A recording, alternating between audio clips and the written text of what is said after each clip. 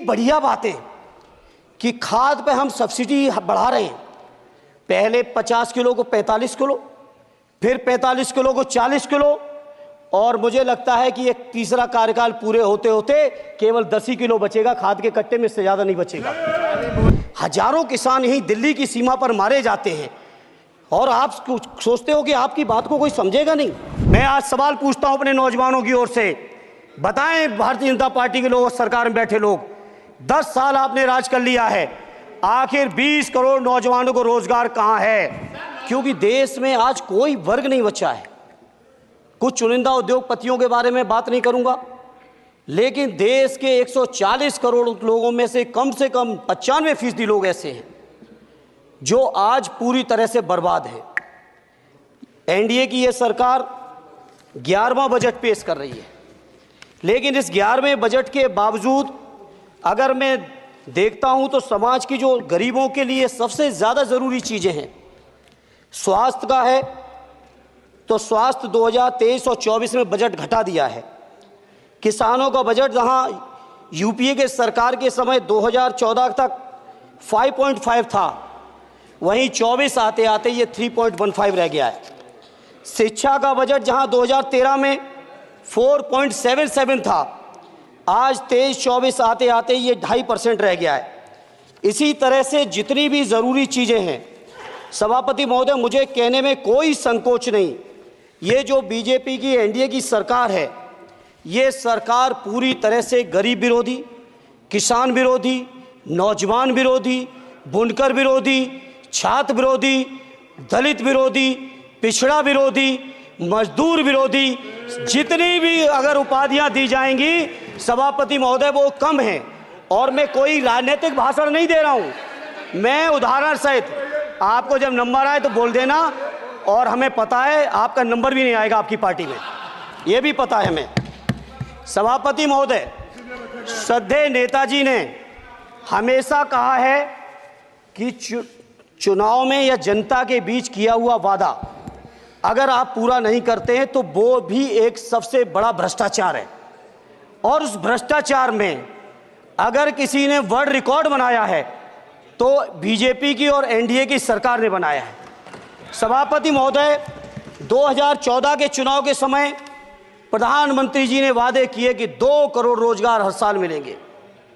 स्वामीनाथन जी, जिनको भारत रत्न दिया है, सरकार को मैं धन्यवाद देता हूं, लेकिन वो धन्यवाद अधूरा है जब तक उनकी सिफारिशों को नहीं मानते हो।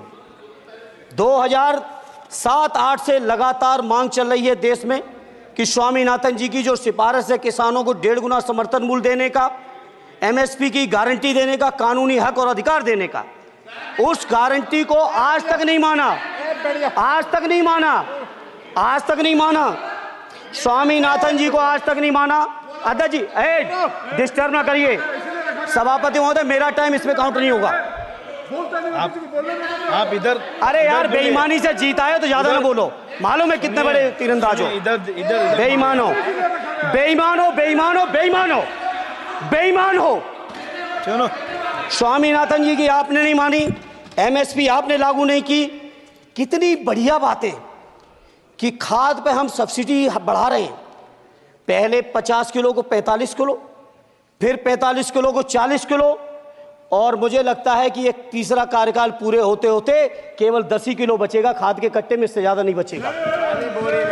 मंडी एक नहीं बनाई, आत्महत्या इतनी कर रहे हैं किसान, और किसान अगर अपनी एमएसपी की मांग करते हैं, हजारों किसान यहीं दिल्ली की सीमा पर मारे जाते हैं, और आप सोचते हो कि आपकी बात को कोई समझेगा नहीं।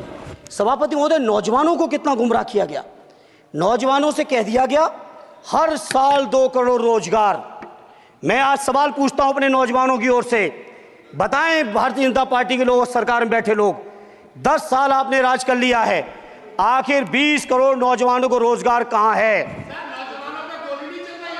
अरे छोड़िए यार, अबे कोई नोटिस नहीं लेता तुम्हें, छोड़ो छोड़ो, कोई नोटिस नहीं लेगा तुम्हें। 20 करोड़ नौजवान के रोजगार का हिसाब कहां है? आज 11वें बजट में जब याद आई तो वो भी ट्रेनिंग की बात करते हो। मैं कहना चाहता हूं आईआईएम, आईआईटी के नौजवानों को रोजगार नहीं दे पा रहे हो। आप सोच रहे हो इंटर्नशिप के इस छोटे से सुगूफे से नौजवान खुश होंगे? देश के नौजवान खुश होने वाले नहीं हैं। सभापति महोदय, शिक्षा के मसले पर लगातार बजट घटाया जा रहा है, लगातार सरकारी शिक्षा कम की जा रही है, और ये बीजेपी की सरकार की लगातार प्रयास है कि नौजवान शिक्षित होंगे तो सवाल पूछेंगे। देश की जेएनयू से लेके, बीएचयू से लेके, एमयू से लेके जितने बड़े संस्थान हैं, सारे संस्थानों को बर्बाद कर दिया है। एक भी दलित, एक भी पिछड़े, कहीं आपका वाइस चांसलर नहीं है। लगातार जितने भी आपके professor, associate professor, assistant professor की नियुक्तियों में आरएसएस का जब तक कोई फंडामेंटल कोर्स नहीं करेगा, बेसिक कोर्स, तब तक उसकी नियुक्ति नहीं होगी। आप क्या सोच रहे हो, देश नहीं देख रहा है नौजवान? यूजीसी का बजट लगातार कम किया जा रहा है। मेरा खुला आरोप है इस सरकार पर कि ये सरकार शिक्षा को प्राइवेट करके, शिक्षा को मुट्ठी भर उद्योगपतियों के हाथों में देके, शिक्षा को चुनिंदा लोगों के हाथ में देके, देश के 140 करोड़, जिसमें मैं समझता हूं 90% लोग गरीब हैं, उन गरीबों के हाथों से शिक्षा को छीनने का ये जो आपकी सरकार षड्यंत्र कर रही है, इसके लिए हम लोग इस मौके पे विरोध करते हैं। लगातार फीस बढ़ा रहे हैं, शिक्षकों की कमी है, रोजगार आप दे नहीं पा रहे हो, सामाजिक असमानता। सभापति महोदय, 2014 में जिस समय सरकार बनी थी एनडीए की, उस समय देश की जितने भी जो आर्थिक चीजें थी, जो वेल्थ थी, उसमें पिछड़ों की हैसियत 17% थी, 17%, और आज 10 साल की एनडीए की सरकार के बाद पिछड़ों की आर्थिक हैसियत हो गई है केवल 9%। मैं कहना चाहता हूं चुनौती के साथ, वित्त मंत्री अपने जवाब में बता दें, अनुसूचित जनजाति का एक भी व्यक्ति देश में अरबपति हो तो बता दो, एक भी अरबपति हो तो बता दो, एक भी दलित को अरबपति आपने बना दिया हो तो बता दो, एक भी पिछड़े को बना दिया हो तो बता दो। आप जवाब में दे देना, आप डेटा दे देना, आप डेटा दे देना, हमारी दबाव नहीं रुकेगी। सभापति महोदय, जब बीजेपी की सरकार, जब बीजेपी के लोग विपक्ष में रहे तो ओपीएस की बातें किए। 10 साल से आप सत्ता चला रहे हो, 11वां बजट पेश कर रहे हो, पूरा देश आज ओपीएस के लिए, सरकारी कर्मचारी परेशान है, कहीं ओपीएस की चर्चा नहीं है, पुरानी पेंशन की कोई चर्चा नहीं है। सभापति महोदय, पुरानी पेंशन तो पुरानी पेंशन, हम मांग करते हैं, बहुत बड़े राष्ट्रभक्त आप बनते हो, मैं मांग करता हूं देश के पैरामिलिट्री फोर्सेस को आप पुरानी पेंशन दीजिए। मैं मांग करता हूं, आप राष्ट्रभक्त हैं ना, सीमा पे जो सुरक्षा कर रहे हैं, जो शहादत झेल रहे हैं, मेरी मांग है कि आप उनकी ओपीएस दीजिए। वो आप ओपीएस नहीं दे पाओगे। इसी तरह से सभापति महोदय, देश के अंदर बहुत से ऐसे संविदा कर्मचारी, एक से एक बढ़िया फार्मूला, अब कानूनन मंडल आयोग लागू हो गया तो कैसे पिछड़े और दलितों को रोकें? तो संविदा कर्मी की प्राइवेट कंपनी, प्राइवेट आपने आउटसोर्सिंग कर दी। आउटसोर्सिंग के कारण से देश के सारे दलित, सारे पिछड़े, सारे आदिवासी आपकी सेवाओं से बाहर हो गए, उनके पास कोई कानूनी हक नहीं। तो ये जो आरक्षण को खत्म करने के तरह तरह के जो आप लोग षड्यंत्र अपना रहे हो, इस षड्यंत्रों को देश का जनमानस पूरी तरह से जान भी चुका है, पहचान भी चुका है, और इसीलिए उत्तर प्रदेश से तो आपको कर ही दिया है बाहर, देश से भी बाहर जल्दी करेंगे, और हमारे साथी मिलकर दूसरे प्रांतों से भी बाहर करेंगे। इसी तरह सभापति महोदय, हम मांग करते हैं, आप सोचिए, उत्तर प्रदेश अकेले के अंदर, देश के हालात मुझे नहीं पता और बदतर होंगे, अकेले उत्तर प्रदेश में 1000 से ज्यादा शिक्षा मित्र आत्महत्या कर चुके। सभापति महोदय, कोई सरकार के कान पे जू नहीं रेंग रही है, किसान आत्महत्या कर रहे हैं, इन्हें कोई मतलब नहीं, अनुदेशकों को तनख्वाह नहीं मिल रही है समय से, कोई मतलब नहीं, आंगनबाड़ी महिलाएं परेशान हैं, इनको कोई मतलब नहीं। सभापति महोदय, आपकी आशा बहुएं, आपकी ये रसोईया महिलाएं, आपकी आंगनबाड़ी, पंचायत सहायक, रोजगार सेवक, मैं समझता हूं सभापति महोदय, यहां बैठे हर सदस्य के पास इनके क्षेत्रों का ये डेलीगेशन जरूर मिलता होगा और मांग करता होगा कि कम से कम हमारा मानदेय बढ़ाया जाए, हमें स्थायी किया जाए। सभापति महोदय, इसके लिए सभापति महोदय, मेरी पार्टी के किसी भी मेंबर से हम नंबर कम कर लेंगे, टाइम, मेरा टाइम बढ़ा दीजिए, बढ़ा दीजिए, कोई भी मेंबर हमारे लिए दे देंगे टाइम, हम लोग। इसलिए सभापति महोदय, इन सभी समस्याओं के लिए मैं आपसे कहना चाहता हूं कि इनका समाधान करिए, और नहीं समाधान करेंगे तो अभी तो बैसाखी पे बन गए, बिहार और आंध्रा को पैकेज देखे फिर देश में कितने राज्यों को पैकेज दे पाओगे? अरे वित्त मंत्री जी, उत्तर प्रदेश से आते हो, इतना भी हक नहीं कि पूरे बजट भाषण में एक बार उत्तर प्रदेश का नाम आ जाता। इतना अयोध्या से नफरत हो गई। अयोध्या से अवधेश जी क्या जीत गए। आप लोगों को इतनी नफरत हो गई कि एक भी उत्तर प्रदेश का एक बार भी नाम नहीं आया सभापति महोदय। इसे मैं आज इस मौके पर सभापति महोदय देश के गरीबों, किसानों, नौजवानों, व्यापारियों, बुनकरों सभी की ओर से कहना चाहता हूं, ये बजट देश विरोधी बजट है। कुछ समस्याओं के लिए सभापति महोदय संवेदनशीलता के साथ मैं कहूंगा सरकार को विचार करना चाहिए। श्रद्धेय नेताजी जब रक्षा मंत्री थे, उन्होंने व्यवस्था दी थी कि देश के अंदर जो भी सैनिक शहीद हुए हैं उनको ससम्मान उनके घरों पे जाके राष्ट्रीय सम्मान के साथ उनकी अंत्येष्टि हो। मैं उन्हीं की परंपरा को आगे बढ़ाते हुए एक और मांग करता हूं सभापति महोदय कि जो हमारे शहीद जिनकी अंत्येष्टि स्थल जहां कहीं भी बना हो, जिस भी परंपरा से बना हो। अरे आपको कुछ नहीं पता है। अरे यही तुम्हारे सैनिकों के लिए यही तुम्हारा भाव है। सभापति महोदय, आप बोले सभापति महोदय, मेरा अनुरोध है अग्निवीर की योजना खत्म की जाए। ये 4 साल के सैनिक से देश की उतनी मजबूत रक्षा नहीं हो सकती। नौजवानों को गुमराह करके केवल 4 साल, उन्हें दो ना 60 साल तक रिटायरमेंट, 4 साल बाद वो कहाँ नौकरियां ढूंढेंगे। इसे मेरी मांग है अग्निवीर की योजना खत्म की जाए। साथ ही साथ मेरी एक मांग और है कि जो शहीदों की शहादत स्थल है उसको शहीद स्थल के तौर पर डेवलप करने के लिए केंद्र सरकार को अतिरिक्त बजट देना चाहिए। मैं नहीं समझता हूं इसमें किसी को कोई दिक्कत होनी चाहिए। इसी तरह सभापति महोदय, बातें बहुत लंबी लंबी की जाती हैं।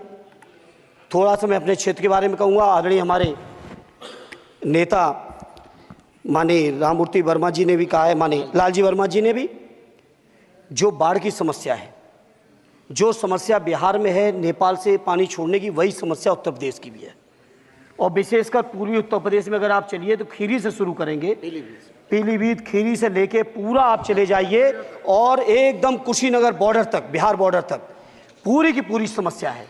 घाघरा जब आती है तो मैं समझता हूँ इन जिलों के लाखों लोगों को तहस नहस करके चली जाती है। जितना विकास होता है सभापति महोदय, बरसात के समय वो सारा का सारा विकास पूरी तरह से खत्म हो जाता है। इसलिए मेरी मांग है केंद्र की सरकार से कि बजट आप पास कर रहे हो तो कम से कम उत्तर प्रदेश से इतनी नफरत ना करो। 2 बार तो उत्तर प्रदेश की दम पे ही बैठे थे और तब भी ये वित्त मंत्री जी हंस रहे हैं, इनके यहाँ भी आता है, बाढ़ तो जाती होगी महाराज, बसता तो नहीं होगा, कुशीनगर बसता नहीं होगा, आपका मऊ बसता नहीं है, आजमगढ़ बसता नहीं, अम्बेडकर नगर बसता नहीं, बहराइच बसता नहीं, खीरी बसता नहीं, श्रावस्ती बसता नहीं, पीलीभीत बसता नहीं, बलिया बसता नहीं है, कुशीनगर बसता नहीं है, गोरखपुर बसता नहीं है। इतने जिले तो हमारे उत्तर प्रदेश के प्रभावित हैं। तो बिहार की तरह से एक विशेष पैकेज हमारे उत्तर प्रदेश के लिए भी दे दो। कम से कम इतना तो कहने की हिम्मत रखो, केवल चीखने के लिए बैठे हैं सब के सब। सभापति महोदय, दूसरा एक मैं बात, हमसे पूर्व जो सांसद रहे हमारे आजमगढ़ के, बड़ी लंबी लंबी बातें की। गोरखपुर से आजमगढ़ होते हुए बनारस तक का हमने रेलवे लाइन स्वीकृत करा दिया। सभापति महोदय, मैंने जब पता किया अधिकारियों से तो सच्चाई ये है कि अभी उस पर एक भी पैसे का बजट का आवंटन नहीं है। नहीं है बजट का आवंटन। हाँ, आज आप ही ने तो पेश किया बजट, आप ही तो साइन किए हो। निर्मला जी ने तो किया नहीं होगा, आप ही ने किया होगा। तो सभापति महोदय, उस पर बजट भी आए, उस पर बजट भी आना चाहिए। दूसरा सभापति महोदय, ये जो समस्या है बाढ़ वाली, मैं समझता हूं कोई अकेले मेरी नहीं है, मेरे अकेले क्षेत्र की नहीं है। जो भी संवेदनशील व्यक्ति होगा इस पर जरूर गंभीरता से सोचेगा, उसको सोचे। इसी के साथ मैं अपनी पार्टी की ओर से इस जन विरोधी बजट का पुरजोर विरोध करता हूं। बहुत बहुत धन्यवाद। श्री सुखदेव भगत जी।